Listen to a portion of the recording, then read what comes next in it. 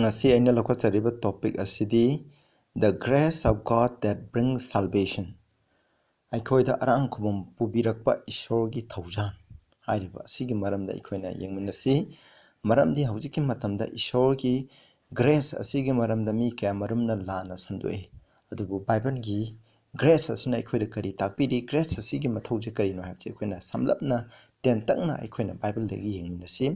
ahanbada aikoi ishora prathna tawse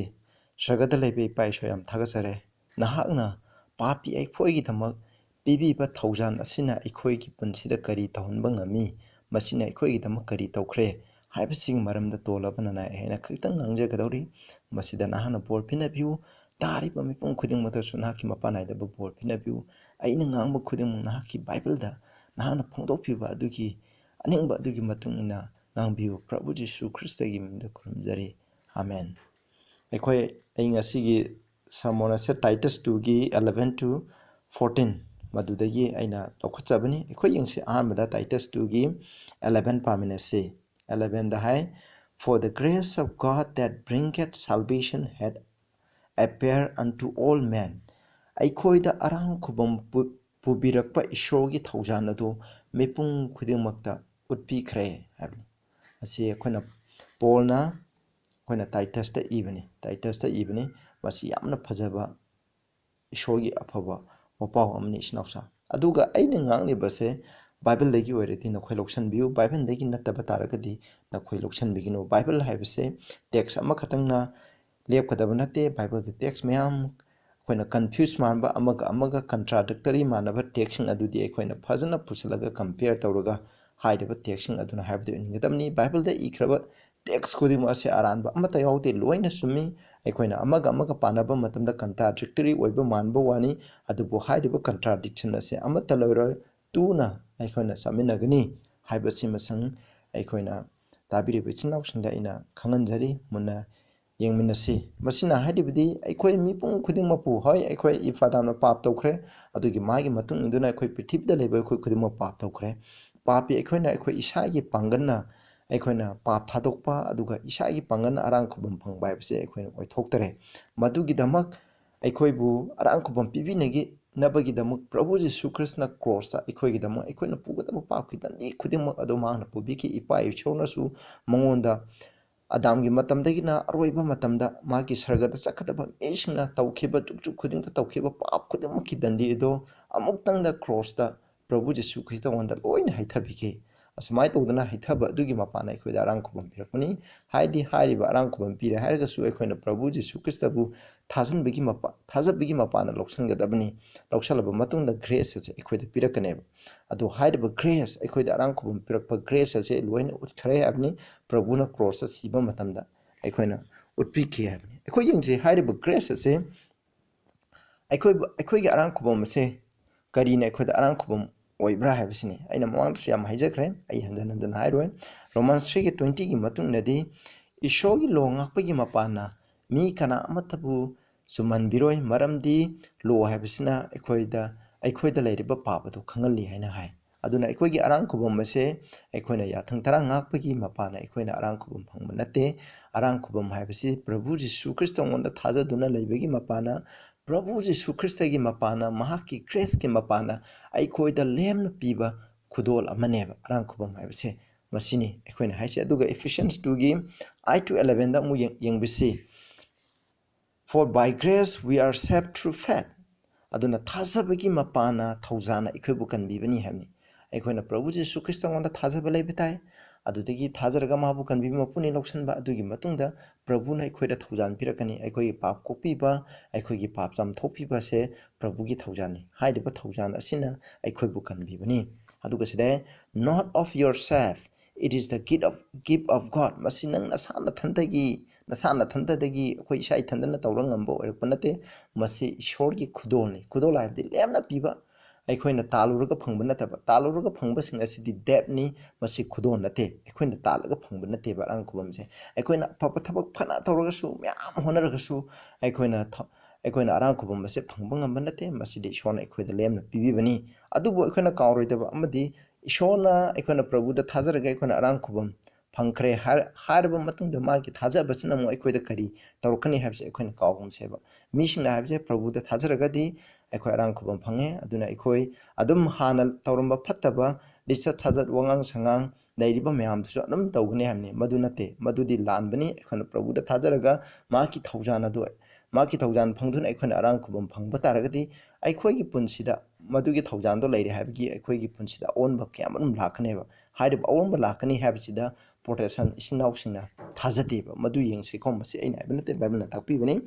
note of works less ꯑꯦꯅꯤ ꯃꯦꯟ ꯁꯨꯠ ꯕꯣꯁ ꯑꯩꯈꯣꯏꯅ ꯇꯧꯕ ꯑꯐꯕ ꯊꯕꯛꯅ ꯂꯣ ꯉꯥꯛꯄꯒꯤ ꯊꯕꯛꯅ ꯑꯩꯈꯣꯏ ꯃꯁꯤ ꯀꯟꯕ ꯅꯠꯇꯦ ꯃꯁꯤ ꯑꯩꯈꯣꯏꯅ ꯅꯥꯄꯟ ꯇꯧꯅꯤꯡꯉꯥꯏ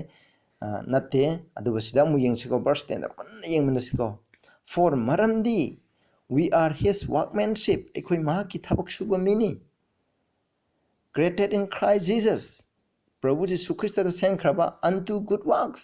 ꯑꯐꯕ ꯊꯕꯛꯀꯤꯗꯃꯛ ꯑꯐꯕ ꯊꯕꯛꯇ प्रभु जीशु ख्रिस्टꯉꯣꯟꯗ ꯁꯦꯝꯈ꯭ꯔꯕ ꯑꯩꯈꯣꯏ ꯃꯍꯥꯛꯀꯤ ꯊꯕꯛ ꯇꯧꯕ ꯃꯤꯁꯤꯡꯅꯤ ꯍꯥꯏꯕꯅꯤ ꯃꯁꯤꯅ ꯍꯥꯏꯕꯗꯤ ꯑꯩꯈꯣꯏꯅ प्रभु जीशु ख्रिस्टꯗ ꯊꯥꯖꯔꯒꯗꯤ ꯑꯩ ꯍꯨꯔꯥꯜꯂꯝꯕꯁꯨ ꯑꯗꯨꯝ ꯍꯨꯔꯥꯟꯖꯦ ꯍꯥꯏꯗꯤ ꯑꯗ ꯏꯃꯥ ꯏꯄꯥꯅ ꯍꯥꯏꯗꯕ ꯏꯃꯥ ꯏꯄꯥꯅ ꯍꯥꯏꯗꯕ ꯏꯂꯝꯂꯁꯨ ꯑꯗꯨꯝ ꯍꯥꯏꯗꯅ ꯏꯟꯁꯦ ꯍꯥꯏꯕ ꯂꯩꯇꯦ ꯁꯤꯗ ꯃꯁꯤꯀꯣ ꯑꯩꯈꯣꯏꯅ ꯐꯠꯇꯕ ꯃꯌꯥꯝ ꯇꯧꯔꯝꯃꯁꯨ ꯐꯠꯇꯕꯗꯣ ꯑꯗꯨꯝ ꯇꯧꯁꯦ ꯍꯥꯏꯗꯦ ꯃꯁꯤꯅ ꯍꯥꯏꯕꯗꯤ ꯂꯧꯁꯟꯈ꯭ꯔꯗꯤ ꯑꯩꯈꯣꯏ ꯑꯐꯕ ꯊꯕꯛꯀꯤꯗꯃꯛꯇꯅꯤ which God had before ordained that we should walk in them ꯍꯥꯏꯔꯤꯕ ꯑꯐꯕ ꯊꯕꯛꯁꯤꯡ ꯑꯗꯨꯗ ꯑꯩꯈꯣꯏꯅ ꯏꯁꯣꯔꯅ ꯀꯟꯕꯤꯈ꯭ꯔꯕ ꯃꯤꯁꯤꯅ ꯑꯐꯕ ꯊꯕꯛꯁꯤꯡ ꯇꯧꯔꯒ ꯍꯤꯡꯒꯅꯤ ꯍꯥꯏꯕꯁꯦ ꯃꯁꯤꯅꯦꯕ ꯑꯗꯨꯕꯨ ꯑꯐꯕ ꯊꯕꯛ ꯑꯩꯈꯣꯏꯅ ꯍꯥꯟꯅ ꯇꯧꯔꯒ ꯑꯩꯈꯣꯏ ꯑꯔꯥꯝ ꯈꯨꯕꯝ ꯐꯪꯒꯅꯤ ꯍꯥꯏꯕ ꯅꯠꯇꯦ ꯑꯩꯈꯣꯏꯅ ꯄ꯭ꯔꯚꯨꯗ ꯊꯥꯖꯕꯒꯤ ꯃꯄꯥꯟꯅ ꯊꯧꯖꯥꯟ ꯐꯪꯈ꯭ꯔꯕ ꯃꯇꯨꯡꯗ ꯍꯥꯏꯔꯤꯕ ꯒ꯭ꯔꯦꯁ ꯑꯁꯤꯒꯤ ꯃꯄꯥꯟꯅ ꯑꯩꯈꯣꯏꯒꯤ ꯄꯨꯟꯁꯤꯗ ꯄ꯭ꯔꯚꯨꯅ ꯑꯩꯈꯣꯏꯗ ꯂꯩꯕꯤꯔꯒ ꯊꯋꯥꯏ ꯑꯁꯦꯡꯕꯅ ꯑꯩꯈꯣꯏꯗ ꯂꯩꯕꯤꯔꯒ ꯑꯩꯈꯣꯏꯒꯤ ꯋꯥꯉꯥꯡ ꯁꯉꯥꯡ ꯂꯝꯆꯠ ꯁꯥꯖꯠ ꯃꯈꯩꯁꯦ ꯂꯣꯏꯅ ꯀꯟꯇ꯭ꯔꯣꯜ ꯇꯧꯔꯒ ꯄ꯭ꯔꯚꯨꯅ ꯄꯥꯝꯕ ꯑꯐꯕ ꯊꯕꯛꯁꯤꯡ ꯑꯁꯤꯗ ꯑꯩꯈꯣꯏ ꯆꯠꯂꯝꯒꯅꯤ ꯃꯤ ꯍꯥꯠꯂꯝꯕ ꯑꯩꯁꯦ ꯃꯤ ꯍꯥꯠꯄ ꯑꯣꯏꯔꯛꯑꯔꯣꯏꯕ ꯃꯤꯇꯨ ꯂꯥꯟꯅꯔꯝꯕ ꯑꯩꯁꯦ ꯃꯤꯇꯨ ꯂꯥꯟꯅꯔꯣꯏꯕ ꯑꯗꯨꯒꯨꯝꯕ ꯑꯐꯕ ꯃꯁꯤ ꯀꯅꯥꯒꯤ ꯃꯄꯥꯅꯣ ꯑꯩꯒꯤ ꯏꯄꯥꯅ ꯅꯠꯇꯦ ꯄ꯭ꯔꯚꯨꯒꯤ ꯊꯧꯖꯥꯟ ꯑꯗꯨꯅ ꯑꯩꯉꯣꯟꯗ ꯂꯩꯕꯤꯕꯒꯤ ꯃꯄꯥꯅ ꯍꯥꯏꯕꯅꯤ ꯃꯁꯤꯅ ꯍꯥꯏꯕꯗꯤ ꯑꯗꯨꯅ ꯑꯩꯈꯣꯏ ꯈ꯭ꯔꯤꯁꯇꯥꯟ ꯑꯣꯏꯔꯒ ꯑꯩꯈꯣꯏꯅ ꯑꯗꯨꯝ ꯑꯩꯈꯣꯏ ꯃꯤ ꯍꯥꯠꯂꯒꯁꯨ ꯌꯥꯔꯦ ꯑꯗꯨꯝ ꯄꯥꯞ ꯇꯧꯔꯒꯁꯨ ꯐꯠꯇꯕ ꯇꯧꯔꯒꯁꯨ ꯂꯩꯔꯦ ꯄ꯭ꯔꯚꯨꯗ ꯊꯥꯖꯔꯒꯗꯤ ꯑꯩꯈꯣꯏ ꯀꯟꯕꯤꯈ꯭ꯔꯦ ꯍꯥꯏꯕꯁꯦ ꯃꯁꯤ ꯑꯩ ꯕꯥꯏꯕꯜꯅ ꯇꯥꯛꯄꯤꯕ ꯅꯠꯇꯦ ꯑꯩꯈꯣꯏ ꯃꯈꯥ ꯇꯥꯅ ꯑꯃꯨꯛ ꯌꯦꯡꯃꯤꯟꯅꯁꯤꯀꯣ ꯑꯗꯨꯒ what does the grace of God teach us ꯏꯁꯣꯔꯒꯤ ꯊꯧꯖꯥꯟꯅ ꯑꯩꯈꯣꯏꯗ ꯀꯔꯤ ꯇꯥꯛꯄꯤꯕ꯭ꯔꯥ ꯍꯥꯏꯕꯁꯤ ꯌꯦꯡꯁꯦ ꯊꯧꯖꯥꯟ ꯄꯤꯔꯤꯕꯁꯤ ꯀꯔꯤꯒꯤꯅꯣ ꯑꯩꯅ ꯁꯣꯟꯕ ꯇꯧꯕ ꯉꯝꯗꯕꯗோ ꯑꯗꯨꯒꯤꯗꯃꯛ ꯃꯍꯥꯛꯅ ꯊꯧꯖꯥꯟ ꯄꯤꯕꯤꯕꯅꯤ ꯅꯪ ꯑꯩꯅ ꯇꯧꯕ ꯉꯝꯂꯝꯂꯒꯗꯤ ꯏꯁꯣꯔꯒꯤ ꯊꯧꯖꯥꯟ ꯄꯤꯕꯤꯔꯝꯂꯣꯏꯗꯕꯅꯤ ꯃꯁꯤꯗ ꯍꯥꯏꯕꯁꯦ ꯄꯥꯞ ꯊꯥꯗꯣꯛꯄ ꯍꯥꯏꯕꯁꯤ ꯅꯪ ꯑꯩꯒꯤ ꯄꯥꯡꯒꯜꯅ ꯉꯝꯕ ꯅꯠꯇꯦ ꯄꯥꯞ ꯊꯥꯗꯣꯛꯄ ꯍꯥꯏꯕꯁꯤ ꯏꯁꯣꯔꯒꯤ ꯊꯧꯖꯥꯟꯅ ꯄ꯭ꯔꯚꯨꯗ ꯊꯥꯖꯕꯒꯤ ꯃꯄꯥꯟꯅ ꯉꯝꯕꯅꯤ 4:16 ꯑꯩꯈꯣꯏꯅ ꯏꯁꯣꯔꯒꯤ ꯁꯤꯡꯍꯥꯁꯟꯗ ꯊꯥꯖꯕꯒꯤ ꯊ꯭ꯔꯣꯟ ꯑꯣꯐ ꯒ꯭ꯔꯦꯁ ꯍꯥꯏꯀꯣ ꯑꯩꯈꯣꯏꯅ ꯊꯧꯖꯥꯟꯒꯤ ꯐꯝꯕꯥꯜꯗ ꯑꯩꯈꯣꯏ ꯊꯧꯅꯥ ꯐꯅ ꯆꯠꯁꯤ ꯍꯥꯏ that we may ꯀꯔꯤꯒꯤꯗꯃꯛ ꯆꯠꯇꯣꯏꯅꯣ that we may obtain mercy ꯑꯩꯈꯣꯏꯗ ꯏꯁꯣꯔꯗꯒꯤ ꯃꯤꯅꯨꯡꯁꯤ ꯐꯪꯅꯤꯡꯉꯥꯏꯒꯤꯗꯃꯛ and find grace ꯊꯧꯖꯥꯟ ꯐꯪꯅꯕ to help in time of need ꯑꯩꯈꯣꯏꯅ ꯃꯇꯝ ꯗꯔꯀꯥꯔ ꯂꯩꯕ ꯃꯇꯝꯗ ꯊꯧꯖꯥꯟ ꯐꯪꯅꯤꯡꯉꯥꯏꯒꯤꯗꯃꯛ ꯑꯩꯈꯣꯏ ꯏꯁꯣꯔꯒꯤ ꯊꯧꯖꯥꯟꯒꯤ ꯐꯝꯕꯥꯜ ꯑꯗꯨꯗ ꯑꯩꯈꯣꯏ ꯆꯠꯁꯤ ꯍꯥꯏꯕꯅꯤ ꯍꯥꯏꯗꯤ ꯀꯃꯥꯏꯅ ꯆꯠꯀꯅꯤ ꯄ꯭ꯔꯊꯅꯥ ꯇꯧꯔꯒ ꯑꯩꯈꯣꯏꯅ ꯇꯨꯖꯒꯗꯕꯅꯦꯕ ꯀꯔꯝꯕ ꯃꯇꯝꯗ ꯑꯩꯈꯣꯏꯒꯤ ꯄꯨꯟꯁꯤꯗ ꯊꯧꯖꯥꯟ ꯑꯁꯤ ꯈ꯭ꯋꯥꯏꯗꯒꯤ ꯗꯔꯀꯥꯔ ꯂꯩ ꯍꯥꯏ ꯁꯤꯗ ꯌꯦꯡꯁꯤꯀꯣ ꯇꯥꯏꯝ ꯑꯣꯐ ꯅꯤꯠ ꯍꯥꯏꯕꯁꯤ ꯀꯔꯤꯅೋ ꯇꯥꯏꯝ ꯑꯩꯈꯣꯏꯅ ꯈ꯭ꯋꯥꯏꯗꯒꯤ ꯗꯔꯀꯥꯔ ꯂꯩꯕ ꯃꯇꯝ ꯑꯁꯦ ꯁꯩꯇꯥꯟꯅ ꯑꯩꯈꯣꯏꯕు ꯊꯦꯝꯕ ꯄꯥꯞꯀꯤ ꯂꯝꯕꯤꯗ ꯆꯤꯡꯅꯕ ꯍꯣꯠꯅꯕ ꯃꯁꯤꯒꯤ ꯃꯇꯝ ꯑꯁꯤꯗꯅꯦꯕ ꯑꯩꯈꯣꯏꯅ ꯏꯁꯣꯔꯒꯤ ꯈ꯭ꯋꯥꯏꯗꯒꯤ ꯃꯇꯦꯡ ꯗꯔꯀꯥꯔ ꯂꯩꯕꯁꯦ ꯄꯥꯞ ꯊꯥꯗꯣꯛꯅꯤꯡꯉꯥꯏꯒꯤꯗꯃꯛ ꯁꯩꯇꯥꯟꯒꯤ ꯑꯊꯦꯝꯕꯗ ꯇꯥꯗꯅꯤꯡꯉꯥꯏꯒꯤꯗꯃꯛ ꯑꯩꯈꯣꯏꯅ ꯈ꯭ꯋꯥꯏꯗꯒꯤ ꯊꯧꯖꯥꯟ ꯗꯔꯀꯥꯔ ꯂꯩꯕ ꯃꯇꯝꯅꯦꯕ ꯑꯗꯨꯕꯨ ꯍꯥꯏꯔꯤꯕ ꯃꯇꯝꯗ ꯁꯩꯇꯥꯟ ꯑꯩꯈꯣꯏꯕꯨ ꯄꯥꯞ ꯇꯧꯅꯤꯡꯉꯥꯏꯒꯤ ꯐꯠꯇꯕ ꯂꯝꯕꯤꯗ ꯆꯤꯡꯅꯉꯥꯏꯒꯤ ꯍꯣꯠꯅꯕ ꯃꯇꯝ ꯑꯗꯨꯗ ꯑꯩꯈꯣꯏꯅ ꯏꯁꯣꯔꯗ ꯄ꯭ꯔꯊꯅꯥ ꯇꯧꯔꯨꯔꯒ ꯆꯪꯖꯕ ꯃꯇꯝꯗ ꯃꯥꯅ ꯑꯩꯈꯣꯏꯗ ꯊꯧꯖꯥꯟ ꯄꯤꯒꯅꯦꯕ ꯍꯥꯏꯔꯤꯕ ꯊꯧꯖꯥꯟ ꯑꯁꯤꯒꯤ ꯃꯄꯥꯟꯅ ꯑꯩꯈꯣꯏꯅ ꯄꯥꯞ ꯑꯗꯨ ꯊꯥꯗꯣꯛꯇꯨꯅ ꯁꯩꯇꯥꯟꯒꯤ ꯑꯊꯦꯝꯕꯗꯣ ꯑꯩꯈꯣꯏꯅ ꯃꯥꯌꯣꯛꯅꯕ ꯉꯝꯒꯅꯦꯕ ꯃꯗꯨꯒꯤꯗꯃꯛ ꯑꯩꯈꯣꯏꯅ ꯊꯧꯖꯥꯟ ꯑꯁꯤ ꯄꯤꯕꯤꯕꯅꯤ ꯏꯁꯣꯔꯅ ꯑꯩꯈꯣꯏꯗ ꯊꯧꯖꯥꯟ ꯄꯤꯕꯤꯔꯦ ꯍꯥꯏꯔꯒ ꯑꯩ ꯃꯤꯍꯥꯠꯄ ꯑꯗꯩ ꯍꯨꯔꯥꯟꯕ ꯃꯆꯤꯟ ꯊꯤꯕ ꯑꯣꯏꯗꯕ ꯉꯥꯡꯕ ꯐꯠꯇꯕ ꯂꯝꯆꯠ ꯁꯥꯖꯠ ꯋꯥꯉꯥꯡ ꯁꯉꯥꯡ ꯑꯗꯣ ꯆꯠꯅꯤꯡꯉꯥꯏꯒꯤꯗꯃꯛ ꯑꯩꯈꯣꯏꯗ ꯊꯧꯖꯥꯟ ꯄꯤꯕꯤꯕ ꯅꯠꯇꯦ ꯏꯁꯣꯔꯅ ꯑꯩꯈꯣꯏꯗ ꯊꯧꯖꯥꯟ ꯄꯤꯕꯤꯕꯁꯤꯗꯤ ꯑꯗꯨꯒꯨꯝꯕ ꯐꯠꯇꯕ ꯏꯁꯣꯔ ꯈꯪꯗꯕ ꯃꯤꯁꯤꯡꯅ ꯇꯧꯔꯤꯕ ꯐꯠꯇꯕ ꯄꯥꯞꯀꯤ ꯊꯕꯛꯁꯤꯡ ꯑꯗꯣ ꯂꯣꯏꯅ ꯊꯥꯗꯣꯛꯅꯤꯡꯉꯥꯏꯒꯤꯗꯃꯛ ꯏꯁꯣꯔꯅ ꯑꯩꯈꯣꯏꯗ ꯊꯧꯖꯥꯟ ꯄꯤꯕꯤꯕꯅꯤ ꯍꯥꯏꯔꯤꯕ ꯑꯆꯨꯝꯕꯁꯦ ꯄ꯭ꯔꯣꯇꯦꯁꯇꯦꯟ ꯏꯆꯤꯟ ꯏꯅꯥꯎꯁꯤꯡꯅ ꯑꯌꯥꯝꯕ ꯃꯤꯁꯤꯡꯅ ꯃꯁꯤꯒꯤ ꯑꯆꯨꯝꯕꯁꯦ ꯇꯥꯛꯄꯤꯗꯦꯕ ꯃꯗꯨꯒꯤꯗꯃꯛꯇꯅꯤꯀꯣ ꯑꯩꯅ ꯉꯁꯤ ꯍꯥꯏꯖꯔꯤꯕꯁꯦ ꯃꯨꯟꯅ ꯌꯦꯡꯃꯤꯟꯅꯁꯦ Titus 2:12 ꯑꯩꯈꯣꯏ ꯌꯦꯡꯁꯤꯀꯣ ꯊꯧꯖꯥꯟ ꯑꯁꯤꯅ ꯑꯩꯈꯣꯏꯗ ꯑꯔꯥꯝ ꯈꯨꯕꯝ ꯄꯤꯔꯛꯄ ꯏꯁꯣꯔꯒꯤ ꯊꯧꯖꯥꯟ ꯑꯁꯤꯅ ꯀꯔꯤ ꯇꯥꯛꯄꯤꯕ꯭ꯔꯥ ꯌꯦꯡꯁꯦ teaching us ꯑꯩꯈꯣꯏꯕꯨ ꯇꯥꯛꯄꯤ that ꯃꯗꯨꯗꯤ denying ungodliness and worldly lust ꯃꯁꯤꯅ ungodliness ꯍꯥꯏꯗꯤ ꯙꯔꯃ ꯆꯦꯟꯗꯕ ꯏꯁꯣꯔꯒ ꯃꯥꯟꯅꯗꯕ ꯇꯥꯏꯕꯪ ꯄꯥꯝꯕꯒꯤ ꯑꯣꯏꯕ ꯍꯛꯆꯥꯡꯒꯤ ꯑꯄꯥꯝꯕꯁꯤꯡ ꯑꯗꯣ ꯃꯁꯤꯅ ꯑꯩ ꯌꯥꯗꯅꯤꯡꯉꯥꯏꯒꯤꯗꯃꯛ ꯇꯥꯛꯄꯤꯌꯦꯕ ꯑꯁꯤꯒꯨꯝꯕ ꯇꯥꯏꯝ ꯍꯛꯆꯥꯡꯒꯤ ꯑꯅꯤꯡꯕꯒꯤ ꯃꯇꯨꯡ ꯏꯟꯅ ꯆꯠꯀꯅꯨ ꯑꯗꯨꯒ ꯄꯥꯞꯀꯤ ꯊꯕꯛꯁꯤꯡ ꯑꯟꯒꯣꯗꯂꯤꯅꯦꯁ ꯁꯦꯡꯗꯕ ꯊꯕꯛꯁꯤꯡ ꯑꯗꯨ ꯇꯧꯒꯅꯨ ꯍꯥꯏꯅ ꯍꯥꯏꯔꯤꯕ ꯑꯩꯈꯣꯏꯗ ꯄꯨꯔꯛꯏꯕ ꯑꯔꯥꯡ ꯈꯨꯕꯝ ꯄꯨꯔꯛꯏꯕ ꯊꯧꯖꯥꯟ ꯑꯁꯤꯅ ꯇꯥꯛꯄꯤꯌꯦꯕ we should live aduga we should live soberly righteously and godly in this present one hojik laiba prithvi asida koina soberly edi yamna ingna chingna wangang sangang yamna tapna nolokna ngangduna thaksi kasinaina ngangna dharma chena aduga godly haje ishorga manana aikoina haiba prithvi asida hingningai gidamang mahang aikoida takpi habne adudi isnautang masigi text na aikoida hai कनाव मिसना Prabhu Jishu Christ की थौजान अखोय कनबीखरे अखोय मंगोंद थाजरगा थौजान फंखरे अदुना अखोय हुजिक पाप हाइबसे थादोक फंगमोय अखोय मिहालगा जो अदुम मिहाला लेगनी फत्तबसिंग लोगी थबकसिंग असे अदुम लो असे ngapंगमरो अदुम थुगाइदुना लेगनी लो थुगाइ भाइबदि पाप हाइसे अदुम तौदुना लेगनी haiku अदुबु हाइरिबा text असिनादि ताकपिब्रा ताकपिदेको आई बाइबलना ताकपिदे मरमदि हक्चांगी अपांबा अनगोडलीनेस हाइबसे मसी इंदनब हाइरी अदुगा अखोयना धर्म चेना यामना इंगना सिंगना ईश्वरगी लमचत अदु उल्लगा लैगदबनि है अखोय यंगमिनसिको अनगोली एंड वाली लस हाइबसेगी मरमदा अखोयना यंगसे रोमांस 1 गे 18 दा है ईश्वरगी असावबसे सर्गदगी ऑल अनगोलीनेस धर्म चेंदबा को अनगोलीनेस खुदिंगमक्ता एंड अनराइचियसनेस ऑफ मैन मीगी धर्म चेंदबा ईश्वरगी लमचत चतबा missing अदुदा ईश्वरगी असावबजे सर्गदगी हैतरए who hold the truth in unrighteousness asumbudo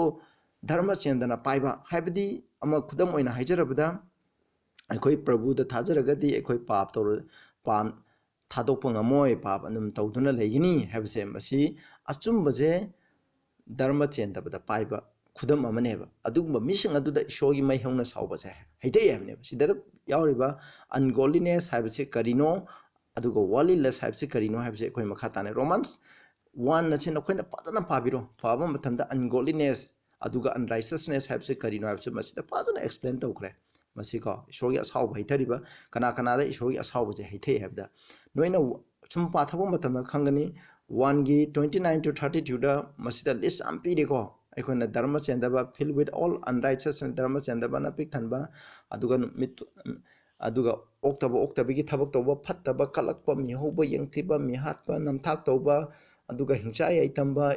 aduga mibu ishobu tukotchaba adu napan toba asina chingbagi mama pan haibe indaba mi pap toba mi gi list ama pireba do haiba sing ase verse 32 da haiba asigumba pap sing ase tawriba mi sing ase sibada matik chai habni hingo si tawbada natna haiba sing ase masida taraga ko tawningbagi apamba leiba mi sing ado masi sibada matik chai habni aduna masida palibse angoli habdi ishoya thang thugaiba masida piriba ikhoina romans ki 129 to 32 da piriba se ishogi ya thangje sandongna takne ya thang thugaiba पाप हाइब से करीनो हाइब दो मयेक सिंगना मसिदा expression of the law नेबा मसिन हाइरिजे लोगी ओना तैनबा द तौब थबक सिंग अदुबनेबा मसिदा पल्लिब से इस्नाउ सिंग अदुगा गैलेशियन 5 की 19 to 21 दा अखोगी हक्चांग अपांबा वर्ल्डली लस्ट हाइब से करीनो सिगी मरम दस असुमने इरेबा 19 हाइ अदुना हक्चांग की ओइबा थबक सिंग दि मसिनी हाइ को एडल्टरी फोर्निकेशन अनक्लीननेस लेरे मितोम मितुमियो लानाबा ओक्तब की थबक तौबा हक्चांगी अनिंगबा अपांबा तौबा लाइ मुट्रि लाबा तुकुचबा मोद खेनबा मै होंना सावबा असिगुमा सिंग आराम ताकपि तमने मिहारपा युंगाबा थकपा चाबा सिलेरे पाप की लोय आई पंजदरमने खो यंबिरो हाइदिबा सिंग असे मसिगुमा तौरिबा मी सिंग असे पाप की थबक तौरिबा मी सिंग असे हक्चांगी मतुंगिना वर्ल्डली लस्ट की मतुंगिना हिंगबा मी सिंगनेबा अदुना अखोइना अनगोली अदुगा अखोइना वर्ल्डली रस हाइबसे मसिना हाइरिबसे करिनो हाइबदा अखोइना अनगोलीनेस वर्ल्डली रस हाइबसे अखोइना हुजिक पाखरबा टेक्सिंग रोमांस 1 की 29 to 32 गैलेशियन 5 की 19 to 21 नि मतुंगदि पाप तौबा मिसिंग पापिसिंग हाइबदि ईश्वरगी वाइन जाथंग थुगाइबा मिसिंग हाइदि ईश्वरगी वाइन जाथंगना पाप हाइबदो करिनो हाइबदो ताइबा मदुगी मायकता तौबा मिसिंग अदुबनेबा अदु हाइरिबा सिंग से असिगुमा थबक सिंग से अखोइना टाइटस 2 की 12 ता हाइबदि असिगुमा थबक सिंग से अखोइना ईश्वरगी अखोइदा आराम खबम पिरेबा ईश्वरगी ग्रेस असिना मसी तौदनिंगाई दमा अखोइदा मसी तौबसे अखोइदा याहंदे मसीगुमा थबक सिंग तौबा याहंदे हाइना हाइरेबा तौगनु हाइना मसीगी ꯑꯩꯈꯣꯏꯗ ꯑꯔꯥꯡꯈꯨꯕ ꯄꯤꯔꯛꯂꯤꯕ ꯊꯧꯖꯥꯟ ꯑꯁꯤꯅ ꯑꯩꯈꯣꯏꯗ ꯊꯥꯛꯄꯤꯔꯤ ꯍꯥꯏꯅ ꯃꯁꯤꯗ ꯃꯌꯦꯛ ꯁꯦꯡꯅ ꯏꯔꯤꯑꯕ ꯑꯗꯨꯅ ꯑꯩꯈꯣꯏꯅ ꯑꯔꯥꯡꯈꯨꯕ ꯄꯤꯔꯛꯂꯤꯕ ꯒ꯭ꯔꯦꯁ ꯑꯁꯤ ꯀꯔꯤꯅꯣ ꯍꯥꯏꯕꯁꯤ ꯑꯩꯈꯣꯏꯅ ꯃꯁꯤꯗꯒꯤ ꯑꯩꯈꯣꯏꯅ ꯚꯥꯞ ꯇꯥꯕ ꯉꯝꯒꯅꯦꯕ ꯒ꯭ꯔꯦꯁꯅ ꯑꯩꯈꯣꯏꯀꯣ ꯒ꯭ꯔꯦꯁꯀꯤ ꯃꯄꯥꯟꯗ ꯑꯩꯈꯣꯏ ꯐꯠꯇꯕ ꯂꯩꯔꯝꯕ ꯑꯩꯈꯣꯏꯗꯣ ꯂꯣꯏ ꯊꯥꯗꯣꯛꯄ ꯉꯝꯍꯜꯂꯤ ꯍꯥꯏꯕꯅꯤ ꯄꯥꯞꯀꯤ ꯊꯕꯛꯁꯤꯡꯗꯣ 4:18 1 Peter 4:18 high if the righteous scarcely be saved where shall the ungodly and the sinner appear ꯙꯔꯃ ꯆꯦꯟꯕ ꯃꯤꯁꯤꯡꯁꯦ ꯍꯥꯏꯗꯤ ꯙꯔꯃ ꯆꯦꯟꯕ ꯃꯤꯁꯤꯡ ꯑꯁꯦ ꯀꯟꯕꯤꯕꯗ ꯋꯥꯔꯒꯗꯤ ꯙꯔꯃ ꯆꯦꯟꯗꯕ ꯃꯤꯁꯤꯡ ꯄꯥꯄꯤꯁꯤꯡ ꯑꯗꯨꯗꯤ ꯀꯔꯤ ꯑꯣꯏꯒꯅꯤ ꯅꯋꯥꯒꯤ ꯃꯇꯝꯗ ꯏꯁꯣꯔꯅ ꯀꯟꯕꯤꯕꯁꯦ ꯃꯤ ꯅꯤꯄꯥꯟꯅꯤ ꯃꯤ ꯅꯤꯄꯥꯟ ꯈꯛꯇꯅꯤ ꯑꯇꯩꯁꯤꯡ ꯑꯗꯨꯅ ꯙꯔꯃ ꯆꯦꯟꯗꯕ ꯑꯟꯒꯣꯂꯤ ꯑꯣꯏꯕ ꯑꯟꯔꯥꯏꯆꯁ ꯑꯣꯏꯕ ꯃꯤ ꯉꯥꯛꯇꯅꯦꯕ ꯅꯋꯥꯒꯤ ꯃꯇꯝꯗ ꯍꯤꯡꯈꯤꯕ ꯃꯤꯁꯤꯡ ꯑꯗꯣ ꯃꯈꯣꯏꯗꯣ ꯂꯣꯏꯅ ꯁꯤꯈꯤꯔꯕꯦ ꯃꯁꯤ ꯑꯩꯈꯣꯏꯅ ꯀꯥꯎꯒꯨꯝꯁꯤꯀꯣ ꯁꯤꯗꯩꯗ ꯖꯨꯠ 1:4ꯗꯁꯨ ꯍꯥꯏ for there are certain men craven and unaware who were before of all ordained unto to this condemnation ungodly men dharma chendaba mi haidi ishorga lamchat manadaba mi habsi kanano habsi turning the grace of our God into lasciviousness aikoigi ishorgi thaujan ase lasciviousness habdi hakchangi aningba apambo ino onthoi habni denying the only Lord God and our Savior Jesus Christ aikoigi kambi mapu Jesu Christ bu yade yadaba ungodly oiba mi kyamarum prithibida lona sangai hai masina matungadi hai ungodly oiba mi singsina takpi maramdi aikoi prabhu da thajraga thaujan phangragadi aikoi pap tawba haksangi aningba apamba adugi matungna chatpa isogi athung thugai base yai haina takpi ba mi sing ado ungodly oiba dharma sendaba mi sing asina hairi base ado hairi basing adudagi aikoi cheksalu hairi ba mi sing asina prabhu masinda thajai haragasu makhoigi thabak asina prabhu bu yadaba mi sing haina jut 1:4 da ma action amuk taiba ikoina yengsiko khona ujai gi ba matungna amuk yengse to Titus 2:12 ta aikona ungodliness worldliness asigi maramda ina samna hijakre matam yam sangmani ko adubu and we should live soberly righteously and godly in this present world aduga khoi sida soberly jing maramda ina yam hairo yam ingna tamna pukchen tamna hingba dharma chena aduga righteousness godly hairiba khoi no chik laidu prithibi da masi hingadamne khoi na dharma chemba aduga godly habse righteously and godly habse gi maramda khoi khitang yengmana seba isinausa 1 John 2:9 da haidi dharma chena tawba habse dharma chemba misingna dharma chena tawgani henko aduga godly oiba habse ju karino khoi yengmana se khitang aina tentangna hajage nakhoi na khangi madudi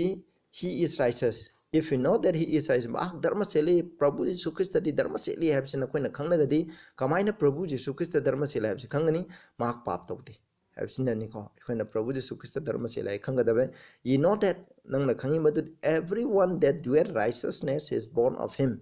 aduna dharma chenba tawba mipung khudingna mangondagi poi habni Christ dagi poi habni habdi ishordagi poi habni habdi nangna popa mising aduna dharma cheli habni aduna nangna popa mising dharma cheli dharma chenba aduna nangna popa mising pap tawdeko aduga sida 1 John 5:17 all unrighteousness is sin dharma chendaba khudima pamni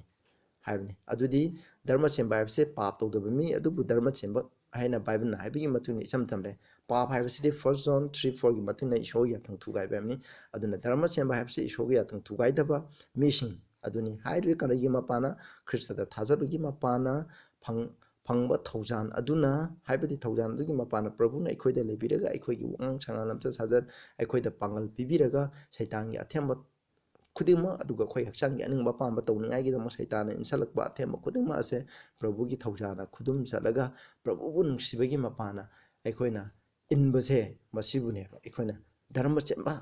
adugi mapana ikhoina pap thadu paibsing ngamgani haibasine isnausing ikhoina kawgumsiko ikhoina nongna pokpa misina dharma chembani kana misina ikhoina prabhu da thajragadi nongna pokre nongna pogadu phattaba thabuksing tawba yae phattaba aije tasena mihat po iramba aise prabhu Jesu Christ bu kambi mapuni loksangdragadi ai mihat po oroi mihat po oraktaba atuna aije nongna poba mini habse masak taibani aina hana phattaba isor khangdingi da phattaba taing panda laiba misina Christian nataba misina tawriba phattaba sing ase Christian aina mokhoiga sab mananda tawba taragadi aina taing panda Christian oibagi kanabu karino mokhoiga ikhoigi khenaba si karino adoi tare ai Christian oidragasu Christian oiraga sumnatagi mamingda prabhu bu thajarga mokhoina tawriba phattaba mokhaiji loina tawraga ibu kanbigadabu oiba taragadi adu prabhu thajadaba mising adu ishona loina kanbibum thoeba madu aranbani masiko madu aramani aikhoina ꯀꯥꯎꯒꯨꯝꯁꯤ ꯑꯗꯨꯒ 2 Peter 2:9 the the Lord knoweth how to deliver the godly out of temptation aduga godly dharma chemba sing ase aina dharma chemba hairami ko godly oiba mi sing ase temptation dagi ishona kan bi hami madudi athyamba dagi karamba mi bu kan thoi prabhu da thajariba prabhu da thajarga prarthana tawriba prabhu aingonda saitana theme asidagi ai ngak thopena prarthana tawriba aduga ishor gi nangbai matung da saliba mi sing adubu godly oiba mi sing ane maduguma mi sing adu kan thoemni to reserve the unjust unto the day of judgment to be punished aduga unjust adi dharma chendaba ungoli oidaba mi sing ase khona dandi pininga hagi numit aduda adugi wain aduda makoi bu pithu e na asum hai ko masini sinau sa hujik pakriba asidagi khona khangai madudi ai khoida poreiba arang khubam poreiba thaujan haisina ai khoi pap ki tang pan da leiba pap ki tabuk sing ase loina thadung ngai gi dam hairi adubu pap thaduk phai se nang ai pangana nate pap thaduk phai se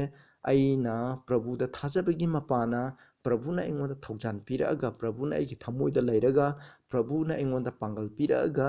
tawhanba adugumba pap ki thabak sang thadokpagi asengba punsi ama hinganba adugumbado madubu ikoina grace ko we isnausang adugo hoi hujik protection isnausang hujik yari bse prabhu na ikoina prabhu da thajabagi mapana ikoida arang khubam pibire mahana ikoida lemna thaujan pibi bagi mapana arang khubam pibire habse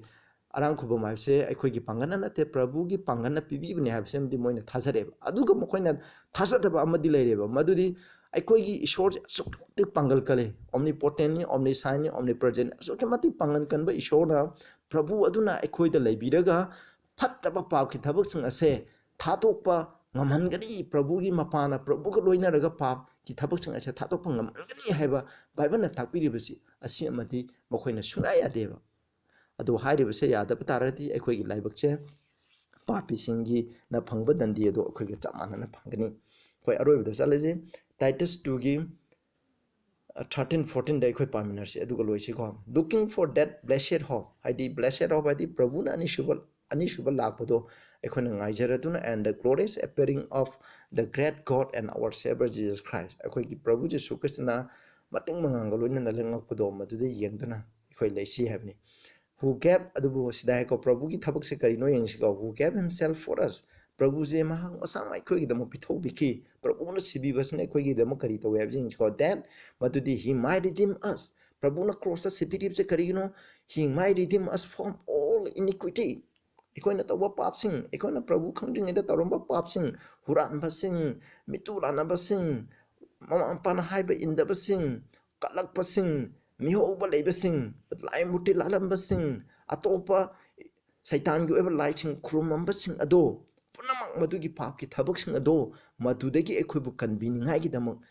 prabhu masamona ekhoigi damak pibi gineba haiba paap adudagi kanbiba habdi mi halamba aise mi hatni ngai mi prabhu na kanbiriga aije mi hatba dum oheloiba mi hatba mi amo ohenganeba madudagi ekhoibu kanbini ngai gi damak prabhu Jesus Christ masamona pibi kineba and purify unto himself a peculiar people mangonda yamna prithibida leiriba mission asidagi tonganba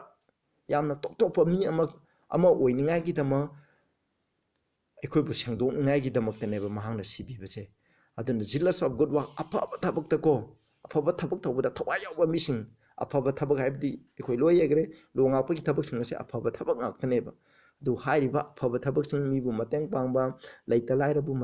leita laira basing bu mateng pangba furan daba mi gi mapo kalakpa mi hoba leitaba asiguma singse adugumba oiningai gi dama ekhoi asengba mi oiningai ai huralamba aina hurala leraga ai karamna asengba mi oigidabna pap tawraga ju thaga ngawraga thaklaga charaga mi khanaduna leraga oktabi gi thabak tawduna leraga ai se karamna asengba mi oi haigidabna adubu prabhu na cross sibibse adugumba phattaba thabak makaido ai gi punsida prabhu khangdingai da tawramba phattaba makaido madudagi kanbiningai madu thadokningai gi dama prabhu na cross sibi baneba Matthew 1:21 da jai mahang na masanu pa ma pokni mahak ki maming Jesus kaugni maramdi mahang na mahak ki missing bu mokhoi ki pap te ki kan bigine hai from their sin habni sida hai ko from have the out of sin habni aina pap to aina pap to na ko ishona I kan bigidam nate ishona cross sibi base pap to riba aise kan biraga pap to handana hinghaningai gi tamung neba asiko not in sin aina prabhu da thajare ma ki tawjana do aina phangjare haraga aise ꯑꯗꯨꯝ ꯄꯥꯄꯤ ꯑꯣꯏꯔꯒ ꯑꯗꯨꯝ ꯌꯥꯔꯛꯄꯗꯣ ꯑꯗꯨꯝ ꯑꯣꯏꯔꯒ ꯑꯩꯁꯦ ꯏꯁꯣꯔꯅ ꯀꯟꯕꯤꯅꯤꯡꯉꯥꯏ ꯂꯩꯇꯦꯕ ꯑꯗꯨꯅ ꯄ꯭ꯔꯚꯨꯒꯤ ꯑꯩꯈꯣꯏꯗ ꯄꯣꯔꯛꯏꯕ ꯑꯔꯥꯟ ꯈꯨꯕꯝꯗꯤ ꯀꯔꯤꯅꯣ ꯑꯩꯉꯣꯟꯗ ꯑꯩꯒꯤ ꯍꯧꯈꯤꯕ ꯄꯨꯟꯁꯤꯗ ꯄ꯭ꯔꯚꯨ ꯌꯤꯁꯨ ꯈ꯭ꯔꯤꯁꯇ ꯈꯪꯗ꯭ꯔꯤꯉꯩꯗ ꯇꯧꯔꯝꯕ ꯐꯠꯇꯕ ꯄꯥꯞꯁꯤꯡ ꯑꯗꯨ ꯂꯣꯏꯅ ꯑꯩꯅ ꯄ꯭ꯔꯚꯨꯗ ꯊꯥꯖꯕꯒꯤ ꯃꯄꯥꯅ ꯃꯍꯥꯛꯅ ꯑꯩꯈꯣꯏꯗ ꯊꯧꯖꯥꯟ ꯄꯤꯕꯤꯔꯒ ꯄ꯭ꯔꯚꯨꯅ ꯑꯩꯈꯣꯏꯗ ꯂꯩꯕꯤꯔꯒ ꯃꯍꯥꯛꯀꯤ ꯊꯋꯥꯏ ꯑꯁꯦꯡꯕꯒꯤ ꯃꯄꯥꯅ ꯉꯝꯕ ꯄ꯭ꯔꯚꯨꯅ ꯑꯩꯒꯤ ꯊꯃꯣꯏꯗ ꯂꯩꯕꯤꯔꯒ ꯑꯩꯒꯤ ꯋꯥꯉꯥꯡ ꯁꯉꯥꯡ ꯂꯝꯆꯠ ꯁꯥꯖꯠ ꯑꯊꯦꯝꯕ ꯂꯥꯛꯄ ꯃꯇꯝꯗ ꯃꯍꯥꯛꯀ ꯂꯣꯏꯅꯅ ꯑꯩꯈꯣꯏꯅ ꯄ꯭ꯔꯚꯨꯒ ꯂꯣꯏꯅꯅ ꯈꯨꯗꯤꯡꯃꯛꯇ ꯈꯨꯗꯨꯝ ꯆꯠꯂꯒ ꯌꯥꯝꯅ ꯙꯔꯃ ꯆꯦꯟꯕ ꯌꯥꯝꯅ ꯏꯪ ꯇꯞꯄ ꯌꯥꯝꯅ ꯃꯣꯡ ꯍꯥꯗꯕ ꯑꯗꯨꯒꯨꯝꯕ ꯄꯨꯟꯁꯤ ꯑꯃ ꯇꯥꯏꯕꯪꯄꯥꯟꯗ ꯍꯤꯡꯅꯔꯤꯕ ꯈ꯭ꯔꯤꯁꯇꯥꯟ ꯅꯠꯇꯕ ꯃꯤꯁꯤꯡꯅ ꯍꯤꯡꯂꯤꯕ ꯑꯁꯤꯗꯒꯤ ꯂꯝꯆꯠ ꯁꯥꯖꯠꯇ ꯇꯣꯉꯥꯟꯕ ꯃꯤ ꯑꯃ ꯑꯣꯏꯅꯤꯡꯉꯥꯏꯒꯤꯗꯃꯛ ꯑꯗꯨꯒꯨꯝꯕ ꯑꯔꯥꯟ ꯈꯨꯕꯝ ꯑꯗꯨ ꯄꯨꯔꯛꯄꯅꯤ ꯍꯥꯏꯕꯁꯤ ꯑꯩꯅ ꯃꯌꯥꯝꯗ ꯍꯥꯏꯖꯔꯤ ꯏꯆꯤꯟ ꯏꯅꯥꯎꯁꯤꯡ ꯑꯗꯨꯅ ꯑꯁꯤꯒꯨꯝꯕ ꯑꯆꯨꯝꯕ ꯑꯁꯤꯒꯤ ꯃꯇꯨꯡ ꯏꯟꯅ ꯆꯠꯁꯤ ꯀꯅꯥꯒꯨꯝꯕ ꯃꯤꯁꯤꯡꯅ ꯍꯧꯖꯤꯛ ꯇꯥꯛꯄꯤꯔꯤꯕ ꯄ꯭ꯔꯚꯨꯗ ꯊꯥꯖꯔꯒꯗꯤ ꯑꯩ ꯂꯣꯏꯔꯦ ꯑꯩꯅ ꯑꯐꯕ ꯊꯕꯛ ꯇꯧꯅꯤꯡꯉꯥই ꯗꯔꯀꯥꯔ ꯂꯩꯇ꯭ꯔꯦ ꯑꯩ ꯃꯤꯍꯥꯠꯂꯁꯨ ꯀꯩꯁꯨ ꯀꯥꯏꯗꯦ ꯄ꯭ꯔꯚꯨꯅ ꯑꯩꯕꯨ ꯀꯟꯕꯤꯒꯅꯤ ꯍꯥꯏꯔꯤꯕꯁꯦ ꯃꯁꯤ ꯈ꯭ꯋꯥꯏꯗꯒꯤ ꯆꯥꯎꯕ ꯁꯩꯇꯥꯟꯒꯤ ꯅꯝꯊꯥꯛ ꯑꯃꯅꯤ ꯍꯥꯏꯔꯤꯕ ꯅꯝꯊꯥꯛ ꯑꯁꯤꯗꯒꯤ ꯑꯩꯈꯣꯏ ꯊꯣꯛꯂꯛꯁꯤ ꯍꯥꯏꯅ ꯑꯩꯅ ꯃꯌꯥꯝꯗ ꯑꯄꯤꯜ ꯇꯧꯔꯤ ꯄ꯭ꯔꯊꯅꯥ ꯇꯧꯁꯤ ꯁꯔꯒꯗ ꯂꯩꯕ ꯏꯄꯥ ꯌꯥꯝ ꯊꯥꯒꯠꯆꯔꯦ ꯅꯍꯥꯛꯅ ꯄ꯭ꯔꯚꯨꯅ ꯑꯩꯈꯣꯏꯒꯤꯗꯃꯛ ꯀ꯭ꯔꯣꯁꯇ ꯁꯤꯕꯤꯕ ꯑꯁꯤꯗ ꯊꯥꯖꯕꯒꯤ ꯃꯄꯥꯟꯅ ꯑꯩꯈꯣꯏꯗ ꯄꯤꯔꯤꯕ ꯊꯧꯖꯥꯟ ꯑꯁꯤꯅ ꯄꯥꯄꯤ ꯑꯣꯏꯔꯝꯕ ꯑꯩꯈꯣꯏꯕꯨ ꯄꯥꯄꯤ ꯑꯣꯏꯗꯅ ꯄꯥꯞ ꯇꯧꯔꯝꯕ ꯐꯠꯇꯕ ꯂꯤꯆꯠ ꯁꯥꯖꯠ ꯋꯥꯉꯥꯡ ꯁꯉꯥꯡ ꯂꯝꯆꯠ ꯁꯥꯖꯠ ꯂꯥꯏ ꯃꯨꯔꯇꯤ ꯂꯥꯜꯂꯝꯕ ꯄ꯭ꯔꯤꯊꯤꯕꯤꯗ ꯃꯤꯅ ꯇꯧꯅꯔꯤꯕ ꯐꯠꯇꯕ ꯅꯤꯁꯥ ꯄꯨꯁꯥ ꯐꯠꯇꯕ ꯍꯤꯡꯆꯥꯏ ꯌꯥꯏꯊꯝꯕ ꯂꯝꯆꯠ ꯁꯥꯖꯠ ꯆꯠꯂꯤꯕ ꯃꯌꯥꯝꯁꯦ ꯍꯥꯏꯔꯤꯕ ꯅꯪꯒꯤ ꯊꯧꯖꯥꯟ ꯑꯁꯤꯒꯤ ꯃꯄꯥꯟꯅ ꯄ꯭ꯔꯚꯨꯅ ꯑꯩꯈꯣꯏꯗ ꯂꯩꯕꯤꯗꯨꯅ ꯑꯩꯈꯣꯏꯗ ꯄꯥꯡꯒꯜ ꯄꯤꯕꯤꯗꯨꯅ ꯂꯦꯞꯄ ꯅꯥꯏꯗꯅ ꯑꯩꯈꯣꯏꯅ ꯊꯥꯖꯕꯒꯤ ꯃꯄꯥꯟꯅ ꯄ꯭ꯔꯚꯨꯗ ꯃꯈꯥ ꯄꯣꯟꯖꯔꯒ ꯄꯨꯝꯅꯃꯛ ꯑꯁꯤ ꯊꯥꯗꯣꯛꯅꯤꯡꯉꯥꯏꯒꯤꯗꯃꯛ ꯅꯍꯥꯛꯅ ꯑꯩꯈꯣꯏꯗ ꯒ꯭ꯔꯦꯁ ꯄꯤꯕꯤꯕꯅꯤ ꯍꯥꯏꯕ ꯑꯁꯤꯒꯤꯗꯃꯛ ꯊꯥꯒꯠꯆꯔꯤ ꯇꯥꯔꯤꯕ ꯃꯤꯄꯨꯝ ꯈꯨꯗꯤꯡꯃꯛꯇ ꯅꯍꯥꯛꯅ ꯄꯣꯠ ꯄꯤꯕ ꯑꯣꯏꯁꯅꯨ ꯄ꯭ꯔꯚꯨꯒꯤ ꯃꯤꯡꯗ ꯈꯨꯔꯨꯝꯖꯔꯤ ꯑꯃꯦꯟ